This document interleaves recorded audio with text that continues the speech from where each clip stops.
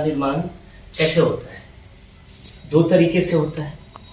दो शब्द मिले, यानी दो शब्द जब मिल जाते हैं, जुड़ जाते हैं, तो एक नया शब्द का निर्माण हो जाता है, यानी वो समास होता है। ठीक है, मिल जाता है। ठीक है, और उसका एक नया अर्थ भी हमें मिल जाता है। अगर हम लोग बच्चों बात कर लें कि समास के कितने भेद होते हैं, तो पहले तो 7 भेद माने जाते थे, लेकिन अभी वर्तमान समय में कुल 6 भेद हैं। कितने भेद हैं? 6 भेद हैं। ठीक है जी। सबसे इसमें पहला क्या है?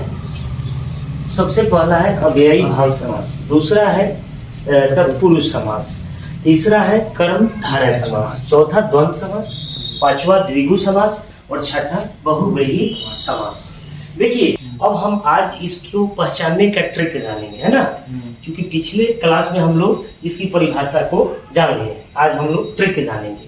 तो सबसे पहले देखिए, अव्ययी भाव जो शब्द होता है बच्चों, क्या होता है? अव्यय होता है। अव्यय या उसको उपसर्ग भी आप बोल सकते हैं।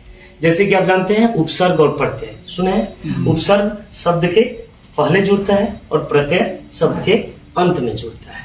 तो जिस भी शब्द में पहला पद अव्यय या उपसर्ग होता है, वो हमारा कौन सा समास होता है? अव्ययी भाव। जैसे उदाहरण के लिए समझ लीजिए यथाशक्ति, इसमें 2 शब्द है, एक यथा है और एक शक्ति है। तो शक्ति एक शब्द है जिसमें यथा उपसर्ग या अव्यय ही वस्तुएं बताए। क्या करे? दोनों एक ही वस्तुएं बताए, या पहला जो इसका शब्द है दूसरे शब्द की क्या करे? विशेषता बताए। क्या करे बच्चों? विशेषता बताए। बोलो आप लोग, क्या करे? विशेषता बताए। जैसे देखिए, यहाँ है नीलकमल, तो इसमें देखिए 2 शब्द है, एक नील है और एक कैसा है बच्चों? नीला है, यानी नील है यानी नीला है।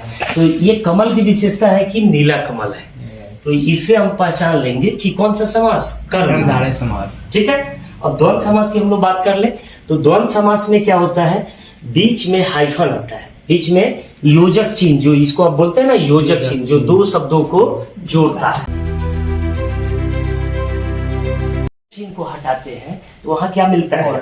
आपको और मिल जाता है। जैसे मान लीजिए माता पिता दिन रात, तो माता और पिता, दिन और रात, तो इन तरीके के जब आपको शब्द मिले तो सीधा समझिए कौन है? द्वंद्व समास। द्विगु समास की बात कर ले कि इसका पहला जो शब्द होता है संख्यावाचक। जैसे बात कर ले 10 आनंद, यानी 10 है जिनके आनंद। कौन?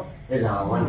ठीक है, तो इस तरीके से आप लोग, अब कल जो है हम लोग समास का क्या करेंगे, बहुत सारा अभी हम आप लोगों को क्या गृह कार्य के लिए कुछ समास के शब्द दे रहे हैं, जिनको आपको पहचान करके लाना है कि कौन शब्द कौन सा समास है। ठीक है बच्चों? ओके, तो आज की क्लास हम यहीं स्थगित करते हैं। ठीक है।